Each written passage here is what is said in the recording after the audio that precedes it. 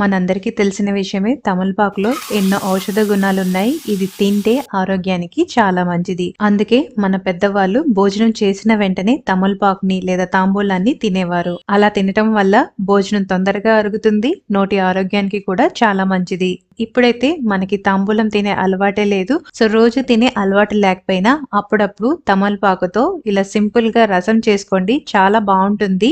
ఇది చేసుకోవటానికి ముందుగా టమాటాల్ని ఫ్రై చేసుకొని తర్వాత తమలపాకును వేసి 1 నిమిషం ఫ్రై చేసి ఈ రెండింటిని చల్లార్చి మెత్తని పేస్ట్ లా చేసుకోవాలి. ఈ పేస్ట్ ని ఇంకో గిన్నెలోకి తీసుకొని తగినన్ని నీళ్లు, పచ్చిమిరపకాయ కట్ చేసుకోకుండా వేసుకోవాలి. రుచికి తగ్గ ఉప్పు, చిన్న ముక్క బెల్లం, కొద్దిగా పసుపు, రసం పొడి, కరివేపాకు వేసి రసంని బాగా మరగనివ్వాలి. ఇలా పొంగు వచ్చాక దించేసి పోపు కోసం ఆయిల్ వేడయ్యాక ఆవాలు, జీలకర్ర, ఎండుమిరపకాయ, కరివేపాకు వేసి ఫ్రై అయ్యాక రసంలో వేసేయాలి. తర్వాత రుచికి తగ్గ నిమ్మరసం, కొత్తిమీరని వేసుకోవాలి.